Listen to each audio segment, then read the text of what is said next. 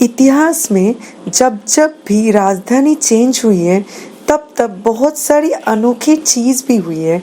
कहीं कुछ बनी है तो कहीं कुछ टूटी है। जैसे बादशाह अकबर अपने पिता हुमायूं के हार के याद को भूलने के लिए दिल्ली से राजधानी आगरा में बसाया, वैसे ही उनका पोता सम्राट शाहजहां ने आगरा के गर्मी से परेशान होकर आगरा से दिल्ली राजधानी ले आए और बनाए ये लाल किला।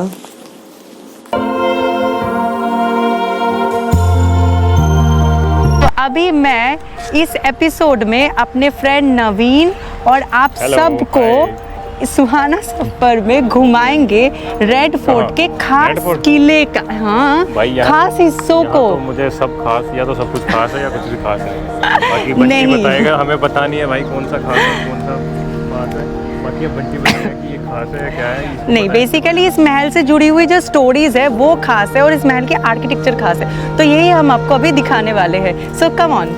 सो अभी हम लोग जो खड़े हैं ये है मुमताज़ महल। सो इसके साथ जुड़ी हुई बहुत सारी खूबसूरत कहानियाँ हैं। जैसे मुमताज़ कौन थी, सबसे पहले तो ये बात आ जाती है।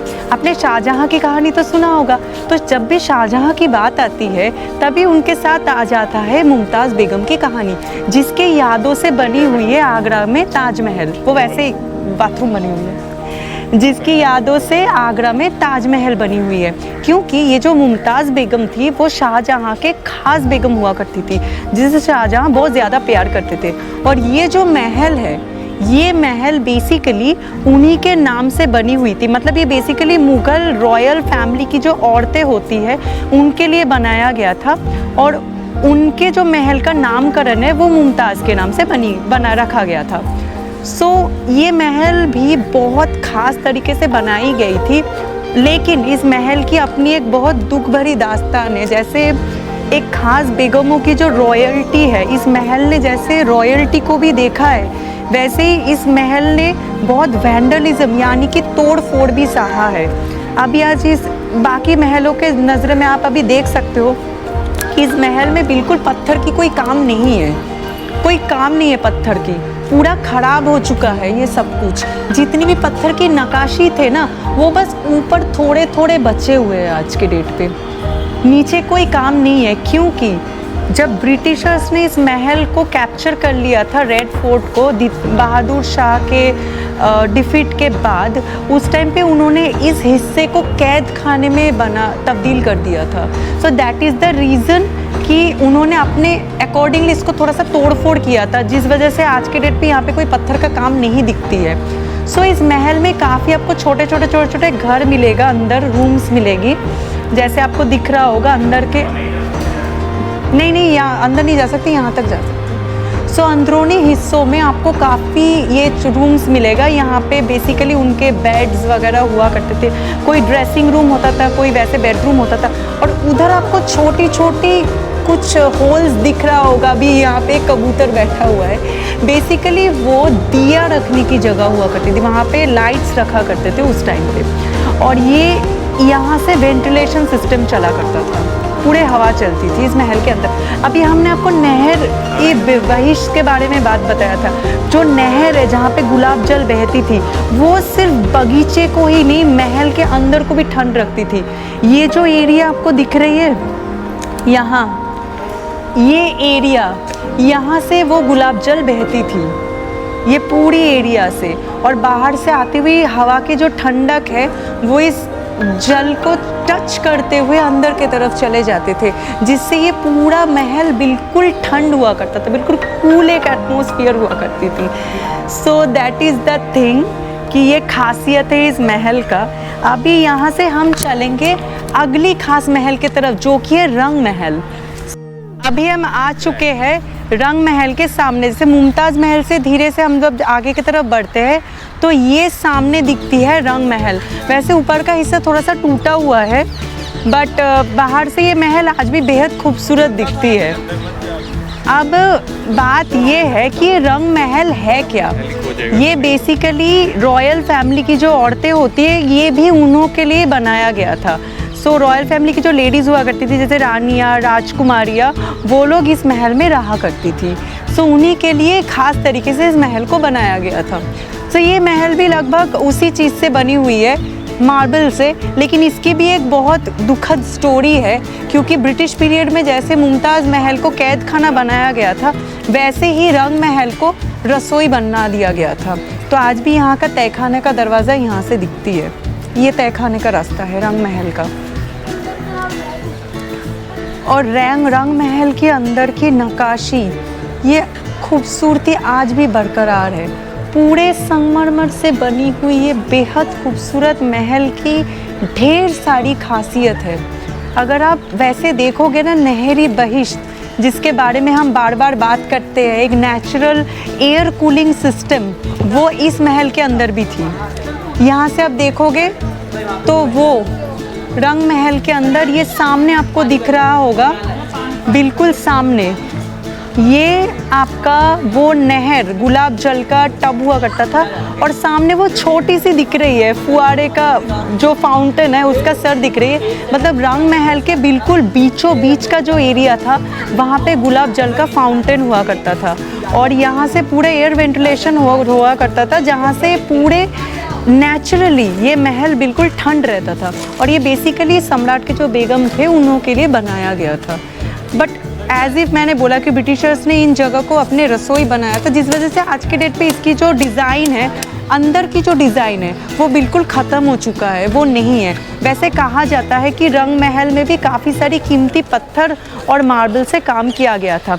वैसे ये जो हम अभी बार बार बात कर रहे हैं मार्बल और कीमती पत्थर के मिक्सचर काम का, इसका एक ख़ास नाम है। क्या आपको पता है नवीन, तुम्हें पता है इसका नाम क्या है?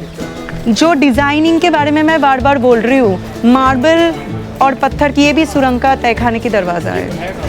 ये महल के नीचे की तरफ जाते हैं। ये काफ़ी खुफिया दरवाज़ा है जो महल के भी, जैसे क्या होता था कि कई बार अटैक होता था महलों में, तो सपोज़ अगर ऐसा होता था कि राजा या रानी को अगर भागने की ज़रूरत पड़ जाती थी, तो वो क्या करते थे, अंदरूनी हिस्से से महल के बाहर जाने के लिए खुफिया रास्ता बनाया जाता था। ये वही रास्ता है। अब पीछे की तरफ यमुना रिवर है, बिल्कुल इस महल के पीछे यमुना है, तो ये रास्ता यमुना की तरफ जाते हैं। मतलब कोई अगर चाहे तो अपने बचाव के लिए यहाँ से निकल के यमुना तक चले जा सकते हैं और वहाँ से नाव के ज़रिए निकल सकते हैं। अभी रंग महल को कैप्चर करने के बाद बिल्कुल रंग महल के पास में ये छोटी सी मैदानी इलाका क्रॉस करके जो सामने ब्यूटीफुल महल आपको दिख रहा है, उसको बोला जाता है खास महल। ये था सम्राट का अपना महल, खुद का महल। मतलब इस महल के अंदर सम्राट खुद रहते थे। ये भी ब्यूटीफुली मार्बल वर्क से बनी हुई है। अंदर से आपको दिख रहा होगा एक ब्यूटीफुल मार्बल वर्क बना हुआ है और ये बेहद खूबसूरत तरीके से इस महल को बनवाया गया था। इस महल के अंदर सम्राट खुद रहते थे और इस महल का बेसिकली 3 हिस्सा है। पहला हिस्सा था इबादत खाना, जहाँ पे सम्राट बैठ के नमाज पढ़ते थे, अपने प्रेयर करते थे।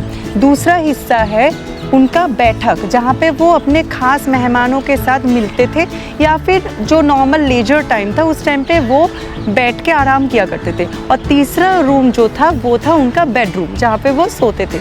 सो ये इतनी बेहद खूबसूरत हुआ करता था कि इसको भी कई हद तक जन्नत के जैसे ही कंपेयर किया गया है इस महल के साथ। और इस महल का एक और नाम भी है, इसको ख्वाबगाह भी बोला जाता है। ख्वाबगाह मतलब सपनों का महल। मतलब ये महल इतनी खूबसूरत है, आज भी थोड़ा सा अंदर तो वैसे जाने नहीं देते, बट हम लोग अगर देखने की कोशिश करेंगे ना तो इसके पत्थर की नक्काशियों से पता चलता है कि कितनी बारीकी और खूबसूरती से इस महल को बनाया गया है। वैसे इस पत्थर के काम में आपको दिख रहा होगा कि छोटे छोटे मार्बल के काम यहाँ पे कई हुए हैं। वैसे अभी थोड़ी देर पहले मैंने नवीन से पूछा था कि इसको क्या बोला जाता है। नवीन, इस पत्थर के काम को, पत्थर और स्टोन के मिक्सचर का जो काम है, इसके एक पर्टिकुलर टर्म है, तो पता है उसको क्या बोलते हैं? मुझे कौन सा भाई हिस्ट्री पढ़नी आती है, हमने हिस्ट्री पढ़ी ही नहीं, तब हम तो देखते और मजे करते हैं। ये एक्सप्लोरर और राइडर है, इसको नहीं पता। इसको पहाड़ों में घूमने वाले बंदे हैं, इमारतों में नहीं, हम वादियों को देखते हैं। इसको बोलते हैं पिएत्रा दूरा। इस वर्क को स्पेशली बोला जाता है पिएत्रा दूरा। So this is the thing. और मुगल डिजाइनिंग में खास चीज़ होती थी मार्बल की ये लैटिस वर्क, जाली। ये जो खूबसूरत डिज़ाइनर जाली हुआ करती थी, ये मुग़ल आर्किटेक्चर का बहुत स्पेशल काम है। जो उनके लिए बहुत खास हुआ करता था। वैसे सम्राट के महल के जो नीचे का हिस्सा है वहाँ से भी आपको तहखाने का रास्ता मिलेगा, ये तहखाना आपको भी मिलेगा। जैसे ये जो हिस्सा है ये सीधा यमुना के तरफ निकलते हैं। आज के डेट पे ये गेट बंद है, बट महल के नीचे जैसे सम्राट के भागने के लिए या कहीं जाने के लिए जो खुफिया रास्ता है ये बनाया गया था सीधा यमुना के तरफ, बट आज के डेट पे वो नहीं हम एक्सेस कर सकते हैं उसको। इस महल के बाद अभी हम आगे की तरफ बढ़ेंगे और सीधा आपको जो महल दिख रही है बिल्कुल सामने, वो पता है आपको क्या होता था? वैसे आप लोगों को दिमाग में ये नहीं आ रहा है, वैसे नवीन तुम्हारे दिमाग में ये नहीं आ रहा है कि अभी तक तो बस मैं बेडरूम और बैठने की जगह, घूमने की जगह की बात कर रही हूँ। अभी तक ओनली घूमने की जगह और बैठने की जगह के बारे में बात करूँ। तुम्हें ऐसा नहीं लग रहा है कि वो लोग नहाते कहाँ थे, उनके बाथरूम कहाँ है? Yes, this is the place, यहीं पे वो लोग नहाते। तो तुम्हें कैसे पता चला कि यहाँ पे वो नहाते थे? भाई डिजाइन तो वैसे ही बनता है। Yes, this is the room, इसको बोला जाता है, मतलब जो सम्राट थे वो बेसिकली इसी के अंदर नहाते थे। ये जो एरिया है अभी आज के डेट पे हम इसके अंदर नहीं जा सकते थे, तो यहाँ के काफ़ी सारे हिस्सा है। एक है हॉट जकूजी एरिया जहाँ पे गरम बाथ टब हुआ करता था। उस ज़माने में गरम पानी की टब, एक वो टब हुआ करता था जहाँ पे लोग नहाते थे। एक होता था गुलाब जल का टब और एक होता था ड्रेसिंग रूम जहाँ पे सम्राट या रॉयल फैमिली के मेंबर्स अपने कपड़े वगैरह चेंज किया करते थे। और यहाँ पे एक और बात भी है, आपको थोड़ा सा ऊपर कैमरा करोगे तो दिख जाएगा, वहाँ से नहर ई बहिश्त जो है वो वहाँ से दिख रही है, वो अंदर से जा रहा है। मतलब वो जो गुलाब जल का जो फ्लो था ना वो हर जगह वो पूरे महल के अंदर होते हुए पूरे बगीचे को कवर करके जाती थी। और उस ज़माने में जब पूरे एटमॉस्फेयर, अभी तो आपको बहुत सारी साउंड्स दिख रही है आसपास में, बट उस ज़माने में ये जो महल होता था ना, ये महल अलग ही खूबसूरत हुआ करती थी। पूरा शांत माहौल होता था, इसमें बहुत सारे नौबतों की आवाज़ें आती थी और बीच में बगीचे में ये नहर की बहती हुई आवाज़ आती थी। तो ये बेहद खूबसूरत लगा करता था। अभी हम बात करते करते आ चुके हैं मोती मस्जिद के सामने। ये है Moti Masjid. Right now we are in front of Moti Masjid. इस मस्जिद की एक अलग खूबसूरत हिस्ट्री है, वो ये है जामी मस्जिद के साथ इस मोती मस्जिद की जो हिस्ट्री है वो जुड़ी हुई है। अब क्या है, शाहजहाँ तो अपने इबादत के लिए जामा मस्जिद की यूज़ किया करते। जैसे मैंने आपको पहले बताया कि वो दिल्ली गेट से निकल के जामा मस्जिद जाते थे प्रेयर करने के लिए, लेकिन औरंगज़ेब ने क्या किया, उन्होंने अपने खुद के लिए एक स्पेशल प्राइवेट मस्जिद इस किले के अंदर बनवाए थे। वो यही मस्जिद है, इसको बोला जाता है मोती मस्जिद। इसके अंदर सम्राट औरंगज़ेब और उनके जो पत्नियाँ होते थे वो प्राइवेटली अपने प्रेयर करते थे। राइट नाउ अभी हम मोती मस्जिद के अंदर तो नहीं जा सकते, बट ये भी बेहद खूबसूरत है। लेकिन जो औरंगज़ेब था वो आर्किटेक्चर का बहुत ज़्यादा फ़ैन नहीं हुआ करते थे, इसलिए उनकी जो इमारतें हैं उनके बनाए हुए उसमें आपको ख़ास डिज़ाइन देखने को नहीं मिलेगा, वो थोड़ी बहुत नॉर्मल डिज़ाइन की ही हुआ करती थी। तो ऐसे ही चलते चलते अभी हम जाएंगे महल के बेहद ख़ास हिस्से के तरफ, जो है महल का बगीचा। अभी हम आपको घुमाएंगे इस महल के बगैर से। मोती मस्जिद के थोड़ा सा अंदर का हिस्सा यहाँ से दिख रही होगी, आपको शायद दिख जाएगा। तो ये अंदर का कोर्टयार्ड का हिस्सा है अंदर।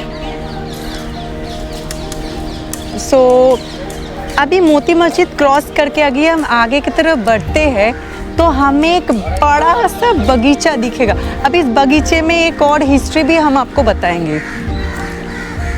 आपको सामने बहुत सारे आर्किटेक्चरल बिल्डिंग्स दिख रहे होंगे। जैसे अब जब हम इस फोर्ट के अंदर घुसे थे उसी टाइम पे मैंने आपको बताया था कि ब्रिटिशर्स ने कुछ चीज़ों को अपने मिलिट्री फोर्स के लिए बनाए थे। हाँ, ये सारे विक्टोरियन एरा की बिल्डिंग्स है, तो उन्होंने बनाया था अपने मिलिट्री फोर्स को रहने के लिए। अभी हम आ चुके हैं महल के जो खास बगीचा है उसके सामने, और अभी आपके सामने जो महल दिख रही है इसको बोला जाता है सावन। दिस इज सावन महल। अब इस बगीचे के अंदर सेम दिखने वाली 2 महल आपको मिलेगी। ये इस फोर्ट का यानी कि सम्राट का, तुम रुक जाओ यहाँ पे, इस सम्राट का खास बगीचा हुआ करता था और इस बगीचे के दोनों हिस्सों में, एक इस तरफ और एक दूसरे तरफ, सेम दिखने वाली 2 महल बनवाया गया था। वैसे इस फोर्ट के अंदर सभी महलों का नाम पारसी या उर्दू में है, लेकिन ये 2 महल का नाम हिंदी महीने के नाम से है। एक का नाम है सावन, एक का नाम है भादो। अब आपको ये पूछना होगा कि ये महल बनवाया किस लिए गया था। बेसिकली ये जो बगीचा है ये मुग़ल ज़माने में बेहद खूबसूरत हुआ करती थी और यहाँ पे भी नहरी बेश्त है, ये देखिए वो यहाँ पे भी बहती थी। सो बेहद खूबसूरत साउंड के साथ जब यहाँ से नहरी बहती थी और इस बगीचे में बेहद खूबसूरत रंग बिरंगे फूल खिलती थी, उस टाइम पे दिल्ली में बरसात की मौसम आती थी और बरसात के मौसम में बरसात का मज़ा लेने के लिए ये 2 महल का इस्तेमाल हुआ करता था। एक महल में पैलेस के मर्द लोग और दूसरे महल में पैलेस के औरतें, वो लोग बैठते थे और गाना बजाने के साथ इस पूरे सावन का मज़ा लेते थे बगीचे में बैठ के। अब सोचो नवीन, कितना रॉयल फीलिंग हुआ करता था। सामने रंग बिरंगी फूलों से भरी बगीचा, गुलाब की पानी